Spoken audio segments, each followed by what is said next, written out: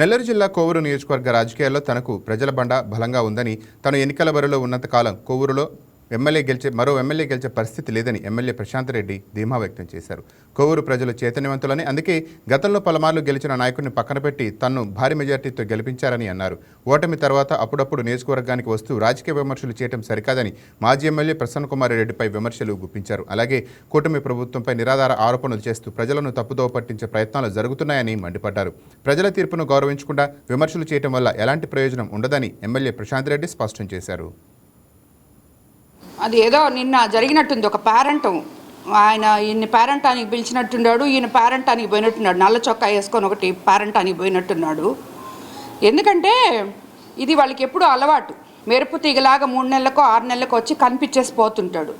అలాంటప్పుడు అతను ఒక్కడే కాన్స్టిట్యున్సీలోకి రాలేకుండా ఉన్నాడు. ఎవరో ఒకరిని పేరెంటానికి తీసుకోపోవాలి. సో ఈయన పిలుస్తాడు. ఈయన జిల్లాలో ఇంకెవరు పిలవరు, ఆయన ఒక్కడే పిలుస్తున్నాడు. మిగతా కాన్స్టిట్యున్సీలో పాపం ఎవరు పిలవడంలా. ఎంతసేపు అని సర్వేపల్లిలో మాట్లాడతాడు, అలసిపోతున్నాడు. సో కొంచెం చేంజ్ కోసం కోవూరికి పిలిచిందే తడువుగా పోయినట్టున్నాడు. ఇంకా పిలిస్తే పోకపోతే బాగుండదని పోయినట్టున్నాడు. పోతే అక్కడ మైక్ తీసుకుంటే మాట్లాడకపోతే బాగుండదు కదా. సో మాట్లాడినట్టున్నాడు. వాళ్ళకి తెలియంది ఏంటంటే నిజంగానే కోవూరు ప్రజలు చైతన్యవంతులని చెప్పి నిరూపించుకొని 2.5 సంవత్సరం ముందే తరిమి కొట్టారు. కోవూరు నుంచి 55,000 మెజార్టీతో నన్ను గెలిపించి ఎప్పుడు లేని విధంగా. అన్ని దగ్గరలో 7,000, కొన్ని మంది దగ్గరలో అట్లా వచ్చింది. కానీ ఈ కోవూరులో 6 సార్లు ఎమ్మెల్యే అయిన ఇతన్ని ప్రజలు భరించలేక ఇంకా నువ్వు పోయిరా నాయనా, నువ్వు వద్దు అని చెప్పి పంపించారు. కోవూరు ప్రజలు నిజంగా తెలివైన వాళ్ళు. ఎందుకంటే లోకల్ ఎలక్షన్స్ వచ్చే ముందే ఆ అవతల పార్టీలో ఉన్న మండల పార్టీ అధ్యక్షులు, నాయకులు వచ్చిన తర్వాత కాదు, వచ్చే ముందే అందరు రావడానికి రెడీగా ఉన్నారు. మేమే ఆపెట్టాం, కొంచెం ఉండండి, లోకల్ ఎలక్షన్స్ ఉన్నాయి. ఈయన ఇప్పుడు నియమించిన అందరూ వచ్చేదానికి రెడీగా ఉన్నారు.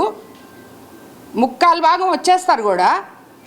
అది ఆయనకి తెలియట్లేదు. అసలు ఆయన పార్టీలో ఉంటాడో లేదో ఆయనకి తెలియదు. ఆయన ఎప్పుడు పార్టీ మారుతాడో ఎవరికి తెలియదు. వీళ్ళు వెన్నుపోట్ల గురించి మాట్లాడితే ఎట్టా? ఇప్పటికి 100 సార్లు చెప్పున్నా నేను. ఎన్నిసార్లు దేంట్లో ఎమ్మెల్యే అయ్యావు, దేంట్లో ఏ పార్టీలోకి వచ్చావు నువ్వు. అలాగే ఈయన మన నల్ల చొక్కా వేసుకుపోయిన ఆయన ఇంకొక ఆయన ఉన్నాడు కదా, డబ్బాలో రాళ్ళు వేసి గలగలగలగలగలగా మాట్లాడితే ఆ నోరుకి అందరు భయపడిపోతారు అని ఆయన అనుకుంటున్నాడు. ఎవరు భయపడరు. ఎప్పుడైనా మాట్లాడేటప్పుడు కామన్ సెన్స్తో మాట్లాడాలి. ఎంపీకి ఒకరు భిక్ష పెట్టలే రాజ్యసభకి. ఆ రోజు ఆ పార్టీలో ఎవరు లేక, ఎమ్మెల్యేలు లేరు, పోటీ చేసేదానికి ఎవరు లేకపోతే ప్రభాకర్ రెడ్డి గారిని పిలిచి పోటీ చేయమని అడిగారు. అది వాళ్ళ నాయకుడికి తెలుసు, ఇతనికి తెలుసు. ఆ ఎంపీ చేసినప్పుడు, ఆ భిక్ష పెట్టినప్పుడు వీళ్ళందరూ కూడా ఉన్నారు ఆ భిక్షలో. వీళ్ళు తీసుకోవడానికి ఎంపీ గారి దగ్గర నుంచి వీళ్ళు తీసుకున్నారు భిక్ష. సరేనా, మేము భిక్ష పెట్టించుకోలే. ఒక రాజ్యసభ ఎవరు మనిషి లేకపోతే పిలిచి మీరు ఉండండి అని చెప్పి వాళ్ళు బతిమలాడుకొని పెట్టుకున్నారు. ఆ రాజ్యసభ గెలుపుతోనే మీ గెలుపులన్నీ స్టార్ట్ అయ్యానని చెప్పి మర్చిపోవద్దు. ఇదంతా ఇతనికి తెలుసు. సో వీళ్ళకి తలాతొక్క తెలియదు. ఒక ముఖ్యమంత్రి గారిని ఏం మాట్లాడాలో తెలియదు. నోరుంది మాట్లాడదాం, వేస్ట్గా ఎందుకు. ఎక్కడ ఏవీ లేవు వాళ్ళకి. ఏదో ఒక ఇట్టటి కార్యక్రమం పెట్టినప్పుడు నోరు తెరవాలి, మాట్లాడాలి. ఆ మాట్లాడేటప్పుడు కామన్ సెన్స్ లేదు వాళ్ళకి. ఏం మాట్లాడుతున్నామో వాళ్ళకి అర్థం కావట్లేదు. కోవూరు ప్రజలు చైతన్యవంతులే.